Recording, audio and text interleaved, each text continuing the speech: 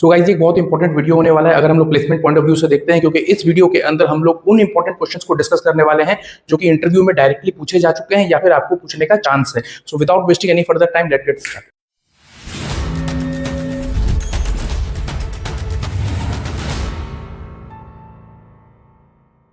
So guys let us solve this question. यहाँ पे question क्या गिवन है कि write a program to count the number of factors for a given number. इसका मतलब ये है कि गाइस हमें सबसे पहले एक नंबर लेना है। आप कोई भी नंबर ले सकते हो। सपोज यहाँ पे मैं नंबर के अंदर 8 लेता हूँ, तो हमें क्या करना है गाइस कि इसके कितने फैक्टर्स हैं ये हमें काउंट करके बताना है। मतलब वो कितने नंबर्स हैं जो इस 8 को कंप्लीटली डिवाइड करते हैं, यही हमें काउंट करना है गाइस। तो सबसे पहले हम लोग यहाँ पे क्या करने वाले हैं, काउंट इक्वल टू 0 मेंशन कर लेंगे। ऐसा क्यों मेंशन कर रहे हैं? क्योंकि इसी के अंदर हम लोग अपडेट कर देंगे, इसी के अंदर हम लोग प्रोवाइड करेंगे वो फाइनल आंसर, जिसके हेल्प से हमें पता चलेगा कि वो कितने नंबर्स हैं जो इस 8 को कंप्लीटली डिवाइड करते हैं गाइस। तो उसके लिए हमें क्या करना होगा, सबसे पहला जो टास्क है वो यही है कि 1 से लेके ये गिवन नंबर तक, नंबर के अंदर जितना भी है 1 से, अगर नंबर के अंदर 8 है तो 1 से लेके 8 तक वैल्यू जनरेट कर लिया जाए और बारी बारी हम लोग डिवाइड करके चेक कर लेंगे कितने फैक्टर्स है। तो उसके लिए हम लोग क्या करेंगे, सबसे पहले कि 1 से स्टार्ट करते हुए ये गिवन नंबर तक वैल्यू जनरेट करेंगे। सो 1 2 3 4 5 6 7 8, क्योंकि ये जो 8 है यही नम है। नम के अंदर अगर 10 होता तो हम लोग 10 तक जनरेट कर रहे होते गाइस, ठीक है। अब हमें क्या करना है, अच्छा ये जनरेट कैसे करेंगे, with the help of for loop easily कर लेंगे। हम आपको कोड में बताएंगे किस प्रकार से आप जनरेट कर सकते हो। अब हमने इसको जनरेट कर लिया। अब सिंपल बस एक ही काम है गाइस, एक नंबर को लो और लेके इससे डिवाइड करो। क्या 1 8 को डिवाइड करता है? बिल्कुल डिवाइड करता है। तो हम लोग काउंट में अपडेट कर देंगे, भाई एक फैक्टर मिल चुका है। क्या 2 8 को डिवाइड करता है? 2 भी 8 को डिवाइड करता है, तो हम लोग एक और इंक्रीज कर देंगे, एक और फैक्टर मिल चुका है। क्या 3 8 को डिवाइड करता है? नहीं करता, ठीक है। क्या 4 8 को डिवाइड करता है? ये भी करता है, तो हम लोग बोल देंगे एक और फैक्टर हमें मिल चुका है। क्या 5 8 को डिवाइड करता है? नहीं करता। क्या 6 8 को डिवाइड करता है? नहीं करता। क्या 7 8 को डिवाइड करता है? नहीं करता। क्या 8 8 को डिवाइड करता है? करता है। तो हम लोग काउंट में एक और इंक्रीज कर देंगे कि हाँ एक और फैक्टर मिल चुका है। तो फाइनली हमें आंसर मिल चुका है। सो काउंट में कितना रहा है, 4। दैट मीन्स कि 8 को टोटल 4 ऐसे वैल्यूज हैं जो कंप्लीटली डिवाइड करते हैं। तो इसके कितने फैक्टर्स हो गए, 4 फैक्टर्स हो गए। अब यही काम हमें करना है with the help of code. तो ध्यान से यहाँ पे ऑब्जर्व करिए गाइस, हम लोग क्या कर रहे हैं, सबसे पहले तो हम लोग यूजर को बोल रहे हैं कि हमें नंबर प्रोवाइड कर दो जिसका हमें फैक्टर निकालना है। तो यहाँ पे हम लोग क्या किए, नम एक वेरिएबल बना दिया। हम लोग बोल रहे हैं int input enter your number. तो यहाँ पे सपोज गाइस अगर हमारा यूजर 8 ले लेता है तो ये 8 चला जाएगा, इनपुट की हेल्प से 8 स्टोर होने वाला है गाइस। तो 8 कैसे स्टोर हो रहा है, स्ट्रिंग के फॉर्म में, लेकिन इनपुट से पहले इंट लगा हुआ है। तो ये 8 क्या होगा, इंटीजर के फॉर्म में जाके नम में स्टोर होने वाला है। That is okay. हमने 8 नंबर ले लिया गाइस, यहां तक हम लोग समझ चुके हैं। अब इसके बाद हम लोग क्या कर रहे हैं, काउंट इक्वल टू 0 मेंशन कर रहे हैं, क्योंकि हमको यहाँ पे एक ऐसा वेरिएबल चाहिए था जिसके अंदर हम लोग फाइनल आंसर स्टोर कर रहे होंगे।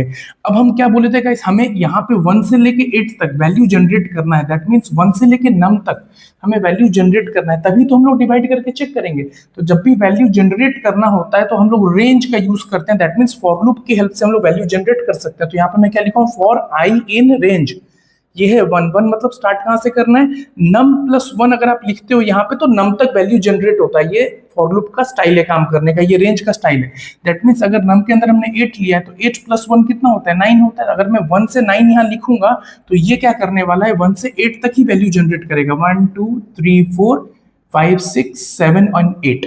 तो अभी क्या होगा, अगर हमने रेंज का इस्तेमाल किया है तो 1 से 8 तक वैल्यू जनरेट हो चुका है और ये वैल्यू बारी बारी आई के अंदर आ रहा होगा। आई कभी 1 बनेगा, कभी 2 बनेगा, कभी 3 बनेगा। इसी प्रकार से ये 8 तक शिफ्ट होने वाला है गाइस, ओके। तो हम लोग यहाँ पे क्या कर रहे हैं, आई के अंदर जो भी वैल्यू है उसको हम लोग यहाँ पे ले रहे हैं और डिवाइड कर रहे हैं। If num modulus I equal to 0, if num modulus I equal to 0, अगर ऐसा हो जाता है दैट मीन्स नम के अंदर कितना था गाइस, नम के अंदर हमारे पास 8 था। तो हम लोग क्या कर रहे हैं, 8 को तो फिक्स कर दिए नम के अंदर जो था। अब आई का वैल्यू चेंज होगा, आई का वैल्यू कभी 1 बनेगा, कभी 2 बनेगा, कभी 3 बनेगा, कभी 4 बनेगा। इसी प्रकार से आई का वैल्यू 8 तक जाएगा। तो आई के अंदर बारी बारी करके वैल्यूज आ रहा है। अब हम लोग क्या कर रहे हैं, इस 8 को डिवाइड करके चेक कर रहे हैं। जो भी आई इस 8 को कंप्लीटली डिवाइड कर देता है, कंप्लीटली डिवाइड मतलब हम लोग मॉडुलस ऑपरेटर का यूज किए। यहाँ पे एक मॉडुलस ऑपरेटर रिमाइंडर प्रोवाइड करेगा। अगर वो रिमाइंडर 0 के बराबर है, जो भी आई के अंदर वैल्यूज आ रहा है अगर उससे हम डिवाइड कर रहे हैं, रिमाइंडर अगर 0 के बराबर आ रहा है, इसका मतलब हम ये बोल सकते हैं, ये कंक्लूजन निकाल सकते हैं कि वो आई इस नम को कंप्लीटली डिवाइड कर रहा है। तो जब भी आई मतलब ये वैल्यूज इस गिवन नम को कंप्लीटली डिवाइड करता है, हम लोग क्या कर रहे हैं, count equal to count plus 1, मतलब हम लोग काउंट को इंक्रीज कर रहे हैं। जैसे यहाँ पे इंक्रीज हो रहा था 1 8 को डिवाइड कर रहा था, तो हम लोग 0 से लेके 1 की तरफ आगे बढ़ गए थे कि हाँ चलो एक फैक्टर मिल चुका है। फिर 2 8 को डिवाइड कर रहा था, फिर हम लोग बोल दिए एक और फैक्टर मिल चुका है। इसी प्रकार से काउंट खुद को इंक्रीज करता रहेगा। So by the end of this for loop final answer इस काउंट में आ गया होगा। दैट मींस काउंट के अंदर कितना आ गया होगा, काउंट के अंदर 4 आ चुका होगा। क्यों? क्योंकि नम के अंदर 8 था। तो इस कैलकुलेशन को परफॉर्म करिएगा तो काउंट में फाइनल आंसर आ चुका होगा।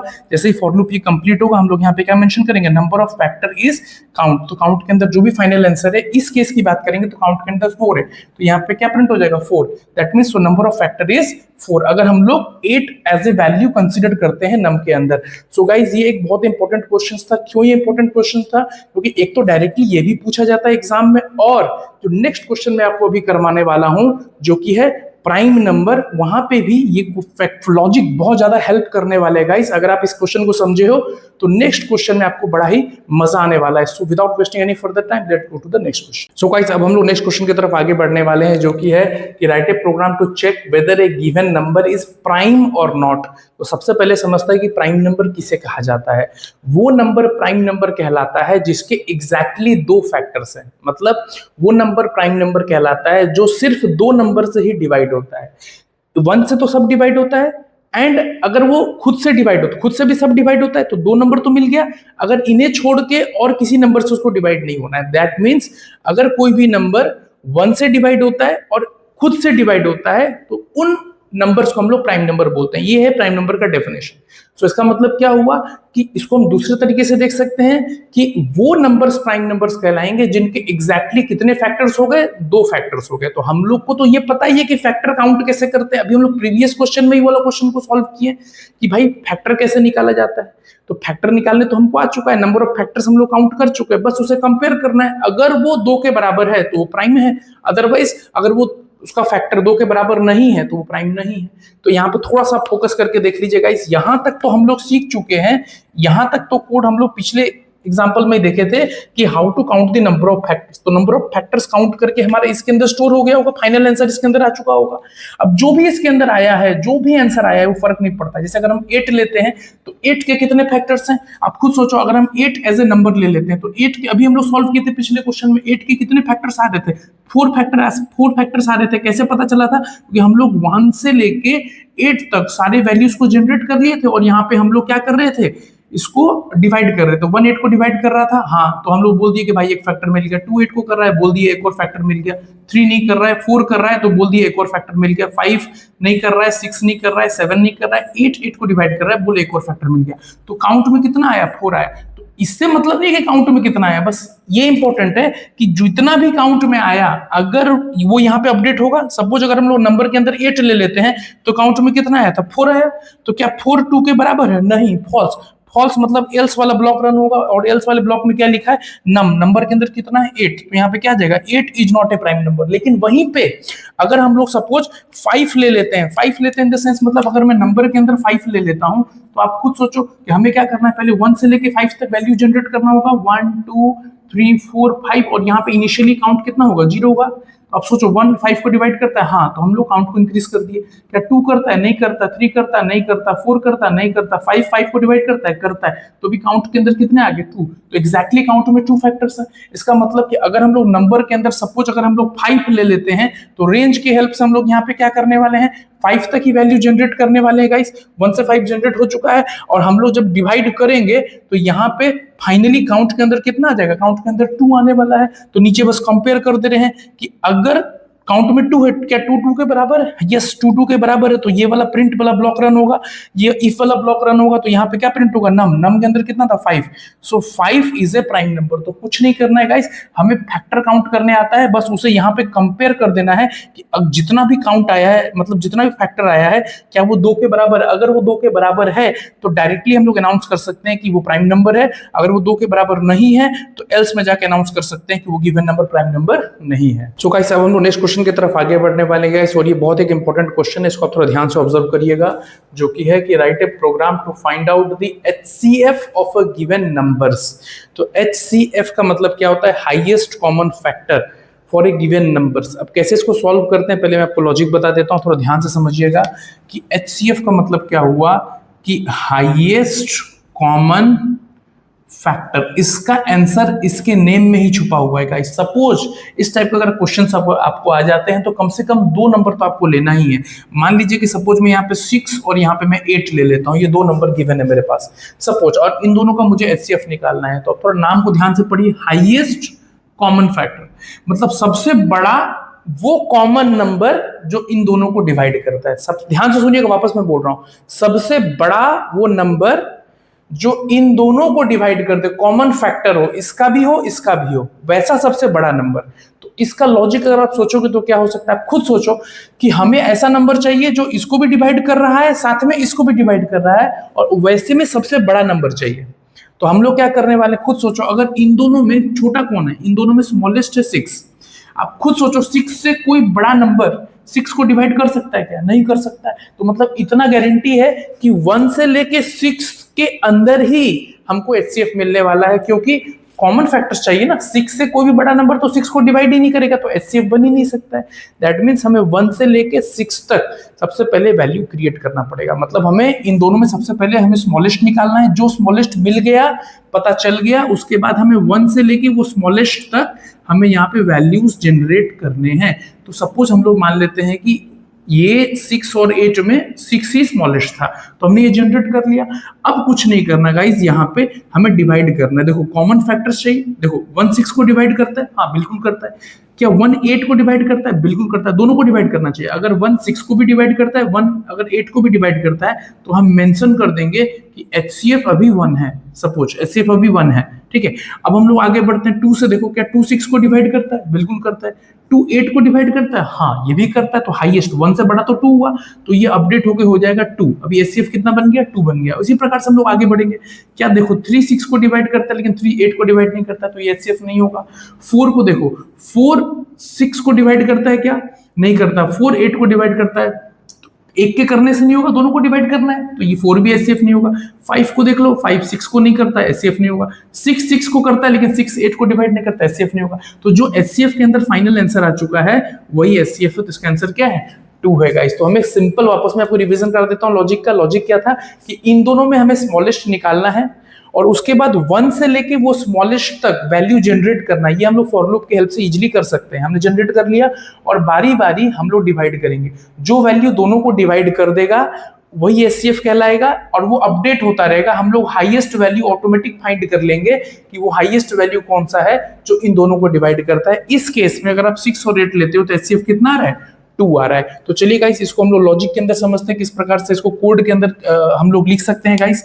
तो लॉजिक तो ऑलरेडी वहां पे क्लियर हो चुका है। तो हम लोग यहाँ पे क्या की है, नंबर 1 एंड नंबर 2 यूजर से मांग रहे हैं कि भाई int input enter your first number. मान लीजिए कि फर्स्ट नंबर 6 है, तो 6 जाके किस में स्टोर हो जाएगा, नंबर 1 के अंदर। Similarly guys, int input enter your second number. Suppose second number 8 है, तो ये 8 जाके किस में स्टोर हो जाएगा, नंबर 2 के अंदर। अब मैं क्या बोला था कि 6 और 8 में हमें स्मॉलेस्ट निकालना है। तो स्मॉलेस्ट कैसे निकालेंगे, हम लोग इफ एल्स कंडीशन लगा दिए। अगर num1 is less than num2, num1 अगर num2 से छोटा है, अगर ये लाइन ट्रू है, तो स्मॉलेस्ट क्या हो जाएगा, num1 में जो कुछ भी है वो स्मॉलेस्ट माना जाएगा, अपडेट हो जाएगा।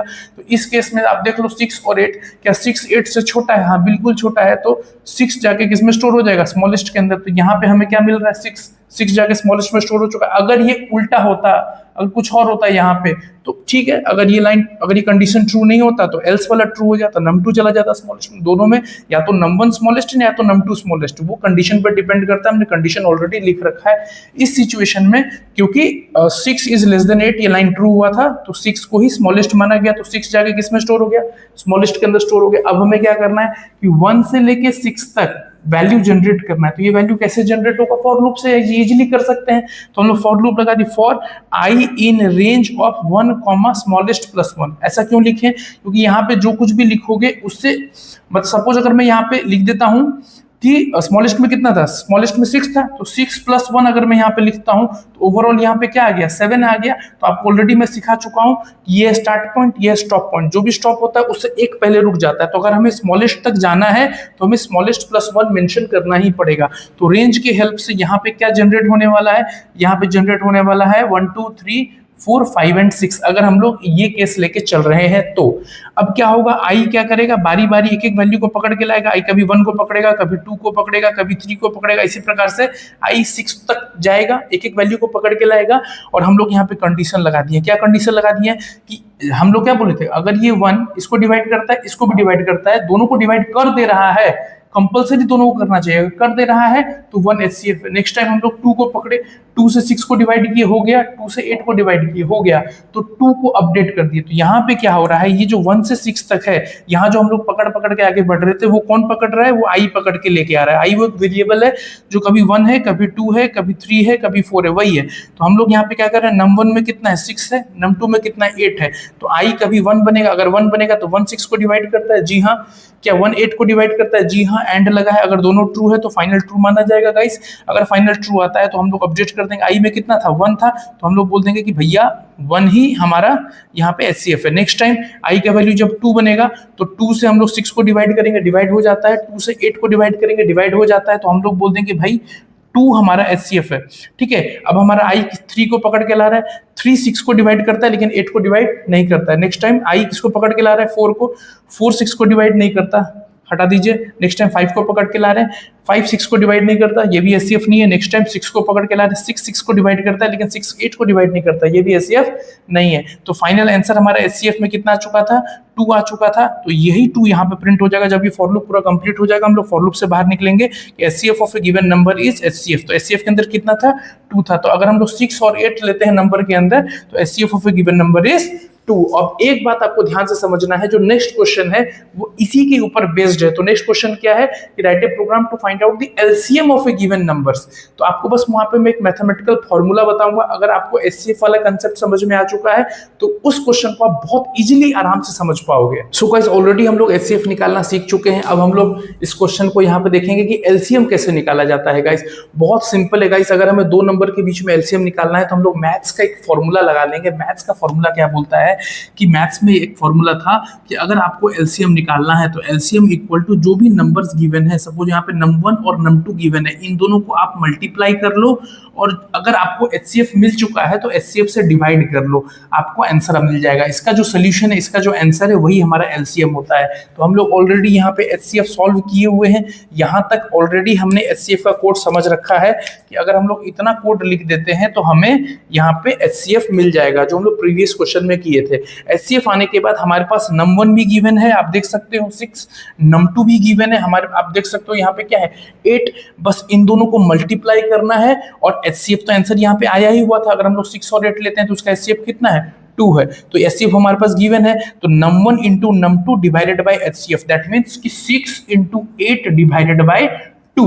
तो 2 से अगर हम काटेंगे तो कितना हो जाएगा, 4 हो जाएगा, एंड 6 इंटू 4 कितना होगा, 24। तो इसका एलसीएम कितना है, 24। बहुत ही सिंपल, बस आपको ये फॉर्मूला ध्यान रखना है कि product of given numbers divided by HCF is your LCM. खत्म कहानी गाइस। आप सिंपली प्रिंट कर सकते हो कि LCM of a given number is LCM. तो इस केस में कितना आएगा एलसीएम, इस केस में कितना आएगा 24। अगर हम लोग 6 और 8 लेते हैं नम 1 और नम 2 के अंदर तो एलसीएम हमें मिलेगा 24। तो गाइस अब हम लोग नेक्स्ट क्वेश्चन की तरफ आगे बढ़ रहे हैं, जो कि है write a program to check whether the numbers are coprime to each other और नॉट। ये भी HCF से ही रिलेटेड है गाइस, थोड़ा ध्यान से समझिएगा। नंबर्स को कब हम लोग को-प्राइम बोलते हैं, अगर 2 नंबर का HCF 1 है तो वो को-प्राइम कहलाएगा। मतलब हमें HCF निकालने आता है, बस नीचे कंपेयर करना है। If HCF equal to 1 coprime, else not coprime. समझ में आ रहा है कि नहीं आ रहा है? तो बेसिकली हम लोग यहाँ पे क्या किए हैं गाइस, यहाँ पे हम लोग इतने देर के अंदर इतना कोड जो लिखे हैं, इस कोड की हेल्प से हम लोग HCF कैलकुलेट कर लिए 2 नंबर का।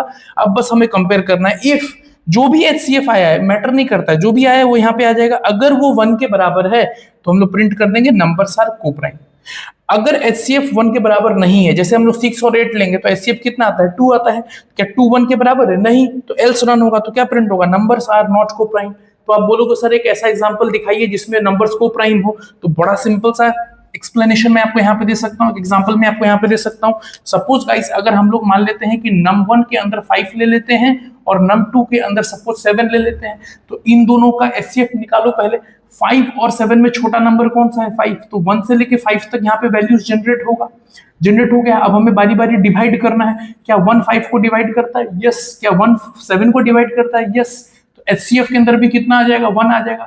लेकिन क्या 2 5 को डिवाइड करता है? नो। दोनों को डिवाइड करना चाहिए, पहले कोई नहीं करता है, हटाओ मैटर। 3 5 को करता है? नहीं। 4 5 को करता है? नहीं। 5 5 को करता है? यस, लेकिन 5 7 को नहीं करता। खत्म कहानी। तो एचसीएफ में कितना है? 1। दैट मीन्स अगर मैं यहाँ पे 5 और 8 ले जाऊं नंबर्स के अंदर, तो क्या होने वाला है गाइस? सबसे पहली बात तो ये है कि रेंज की हेल्प से हम लोग यहाँ पे 5 तक वैल्यू जनरेट करेंगे और एचसीएफ कितना आएगा? एचसीएफ हमारा 1 ही आएगा।